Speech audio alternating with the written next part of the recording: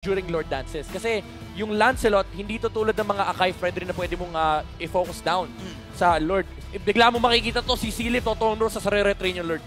At saka, isa rin sa mga parang, siguro, kaya naisip ng Smart Omega na unahin na natin itong Valentina. Bukod sa napakataas din ng pick rate nito, makakatulong siya pagdating sa setup, no? Pwede niya kunin yung, yung ultimate ni JP para makapagbigay din ng isolation para sa kanila. Pero ngayon, excited na ako sa game number 2 na to, ha? Oh, to add to your point, gentlemen, parang nakita ko rin na one of the reasons why Akai was picked para at least mahirapan ng kaunti si Carl TZ whenever gagamit sila ng heavy spin to secure more objectives, specifically in the turtle and in the Lord side. Kasi alam naman nating lahat yung mechanical prowess ni Carl TZ whenever he uses this hero. But this time, si Matt, meron ng pantaboy, meron na siyang panlayo, and he can make his own play when it matters the most. And, yeah, nakita natin dito, top 3 career most pick. Hindi pa rin talaga mawawala, no? Ang isang Beatrix. It's a tie. It's a tie. 36 and 36 para sa Beatrix and Claude. This is a throwback to at least season 9? 10? Na Beatrix at Claude lang talaga pinipili. Pero ngayon, ibahin na natin ng kaunti because it's gonna be the Brody and the Beatrix na match up onto the gold lane. Very important dito yung nakuhang early poke ni Benny QT. Interestingly, hindi siya nakastrip.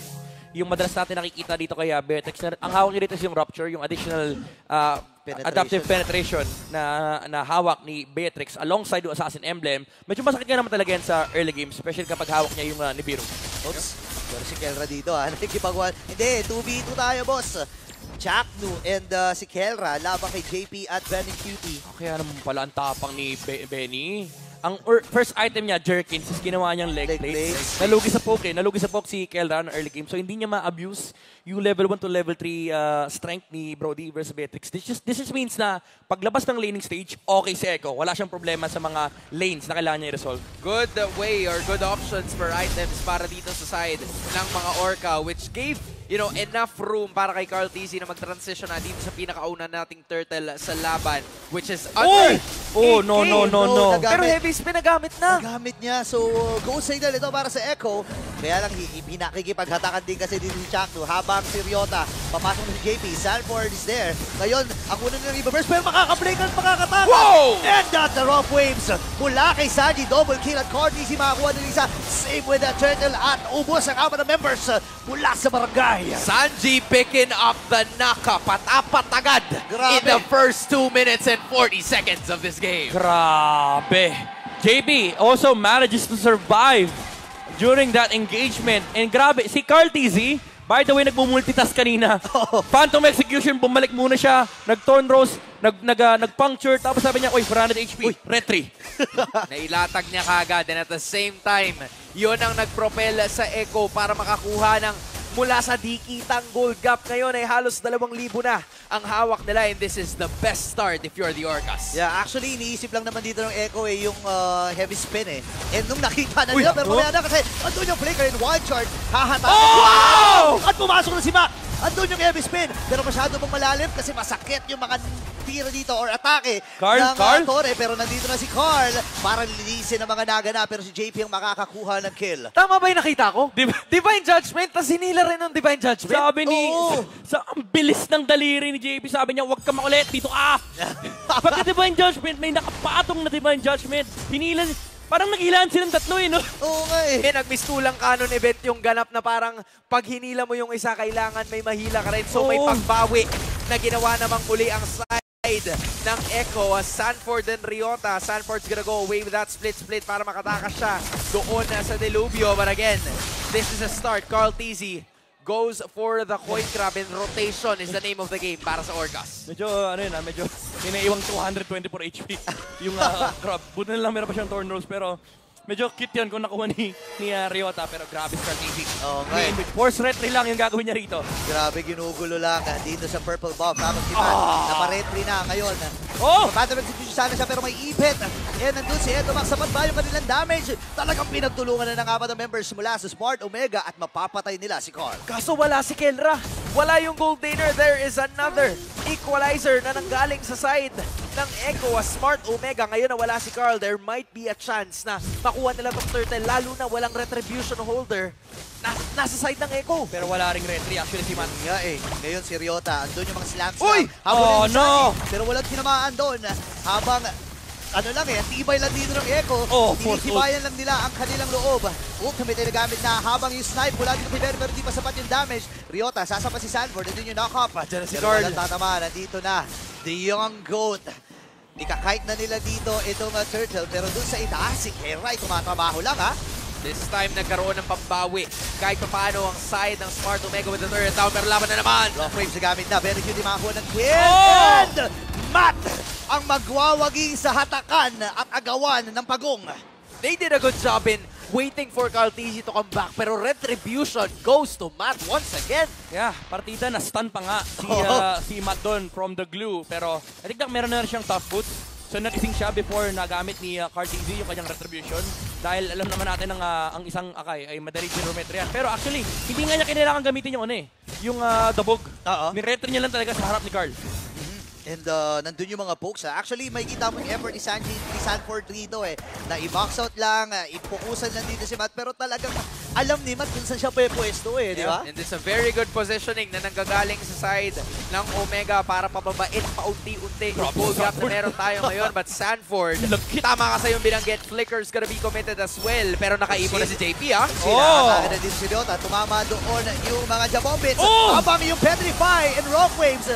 Benny Cutie with a kill. Habang si Sanford dito, magpaparamdam na rin with those slam. May equalizer muli. Grabe, meron pa palang isang Echo.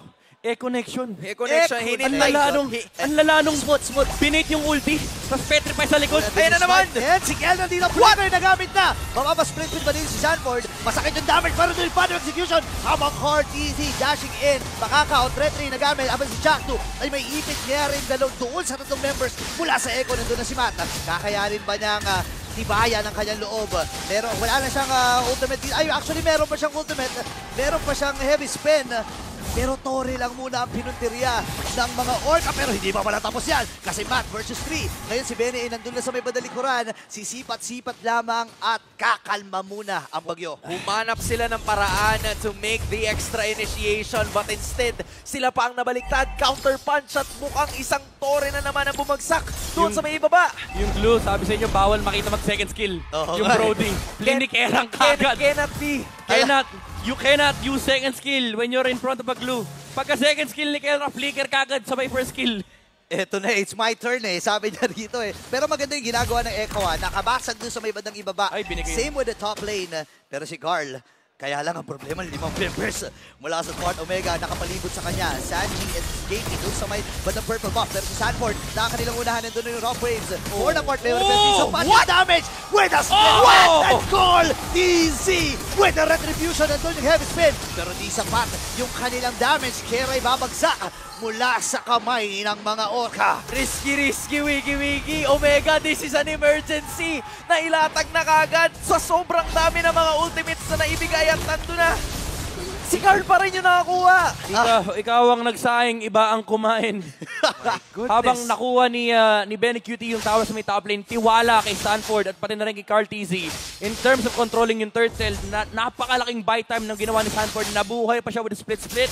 And again, yung entry point na sinasabi natin kanina with the Lancelot, hindi naman ito yung contest ng turtle. Sisilip lang to para tumonros retry. At biglang pasok lang talaga. And then, take turtle in front of Omega's eyes para matapos ang objective take na sinisimulan ng barangay. 6.6k na ang hinahawakan nilang gold lead. Yan naman si Sanji, may pinaplanong masama. Kera, andun yung Petri, inabutan pero hindi sakto dun sa gitna. Yan na naman! Hindi man sakto yan, mapapasplit-split ako at masasampahan dito si Kera. Ngayon, susugod na ang kumunahan ng Orca, kaya lang nandun yung wall. Eto, Max with a kill. Carty, bumasag lang ng Torre dun sa may bandang gitna. May ibig JP dito. Pero Landy, habang si Sanford dito, tuloy-tuloy na sa kanyang split spin. Ngayon si Matt, mamapa-heavy spin. Pero nasa punch siya din ni Sanford. Ngayon, punch puncture. Phantom execution. Pero nandun yung ultimate mula dito kay Chakno, kaya lang hindi sapat. At ang buong koponan ng Echo ang lumamang. tatlong bagsak sa barangay. Si Carl gumawa ng miraculous play in that moment. Pero si Sanford yung split-split niya. Grabe. Binabato niya yung heavy spin. Nilalatagan niya yung mga dadaanan sana ni Matt. Naglaki ng checkpoint. Alam mo yun, mga nilalaki na cones. Oo. Pwede na ngang skin niglo yun eh, yung cones. Yung ons para coach, Oo, no? nilalaki niya. Bawal dumaan. Nakita mo Pobre. kanina, palyado yung repetry. Nagamit yung drop wave. Half HP. Hindi ka agad nakapag-flicker si Kelra kasi may stun na kagad nakasurot mula kay Sanford and flicker pa niya yun. No. Bawal ka talaga tumakbo dito kapag marksman ka sa glue. My goodness, Sanford, merong crowd control. JP and Sanji also having the same thing. May Petrify pa nga na hawak yung Kadita, so there's so many things na kailangan nalalahanin ng Omega, and this ballooned into an 8K gold lead. Sanford. Wow. Grabe yung ginagawa dito ni Sanford. Siya lang mismo mag-isa yung humahawak doon sa Lord. Habang nandito na si Carteezy, pinatikim lang muna niya mga nasa low! At pabagsak din si Tito Max. Double kill para sa kupunan ng Echo. Predicted yung wild charge. Wow! Men na pre, yung hypotenuse, hindi ko na alam kung paano ko i-explain yung Sanji! Sanji dito Petrify and Rockwave, pero nakasampa din itong si Sanford. At talagang inilatag lang doon sa Runner's Apathy. Sabi ni Sanford, tangka pero marksman ka din. All-out defense turned into offense, and yung hinawakan ni Sanford kanina, pinakinabangan naman ni Carteezy getting one more Lord. The first one in the game na mapupunta sa Orcas. Galit na galit si Sanford sa mga marksman. At gustong manakit midnight. Nakalagay kasi sa description eh, tank marksman eh. Pero tingnan mo naman. Hindi pinakawalan eh. Ay, oo nga no. So marksman ka pa Marksman rin. si Edith eh. Oh, Sabi ni Sanford, hoy, huwag ka makulit, kasama ka sa description. Pag bumaba siya dun sa Transformer, automatic na, alam mo na kagad na may kalalagyan. Tinutungan si Madam Edith eh. Oh my goodness. May checklist talaga at nakalista. At kung papansinin natin ang Echo ngayon, napakaganda ng kanilang posisyon. Smart Omega ay kailangan bumawi rito. Now, purple objective. Nakuha ni Carteezy na dapat sana ay kay Matt. All shockwaves na nanggaling sa turret ay nawala, pero doon nakap. Uy, buti may nakap. Kaya lang si Shakto ay may even. Pero si Carteezy ang uunahin with a heavy spin. Kulang ng isang members dito ang mga Orca. Pero sabi ni Sanji, hindi na kailangan niya. Goodness! Ito na yung slam. Habang split. Ito baka sa kanya magiging target dito. Meron pa sila mga minions. Penny Cutie free it lang. At pagpasok niya with a flicker. And this time, Torre lamang ang kanila magiging punteriya. Shotgun! Apat na members mula sa Smart Omega ang buhay pa rin. At si Sanford lalayo na muna. Ang Echo ngayon ay may 11K. Kahit wala lang silang Torre doon sa may gitna. Isa na lang. At sa may bandang ibaba. Pero kailangan nilang gawin ito. 90 seconds pa naman bago mabuhay yung next objective. So, feeling ko sapat na window pa na para sa kanila eh. May nakatutok na sniper si Benny. Pag bitaw, may narinig ako sa ganda. At nakadaples. Dumaples, pero hindi naman lumanding. Tinamaan ng hangin. Tinamaan ang Pero hangin. yung tawag dyan ay warning shot. Huwag Warning kang shot. lalabas. Tama. Subukan mong lumabas. Pero Pero gusto ko yung full item na si Benny Cutie pero ayaw pa rin niyang bitawan yung steel leg blades. Physical damage defense, di ba? Physical defense. Pambawas pa rin naman, pang mitigate ng damage output. Pero ang nagiging problema kasi dito ng Smart Omega, hindi nga nila mahawakan si Benny. Yes. Kasi again, similar problem with game number 1. Ang problema nila, si Sanford at si JP. there's so much in terms of initiation, sustain, even JP can make a way para makapick off siya lang isa. Andun yung 1, 1, and 11 na KDA na hawak ngayon ni Daddy JP and a flicker. Divine Judgment, yun lang ang kailangan para makakuha siya ng isa at posibleng tapusin yung larong to. Ito na yung freeze map. Yeah, ito na yung ginagawa nila. Kasi mapapansin natin, ang ginagawa nila ng Echo dito, inahantay na lang sila lumabas. And tingnan mo naman yung gold earned, no? Mas malaki ba yung gold ni Carteezy? Hindi nakakapagtaka eh. Galing doon sa kanyang KDA and damage dealt. Wow. Ayaw na nga niya daw maging team player. Ayaw na. Although hinahabol niya, di ba, yung most assist at most tank damage. Pero yung daliri niya nagsawa eh. Sabi niya, Coach, balance.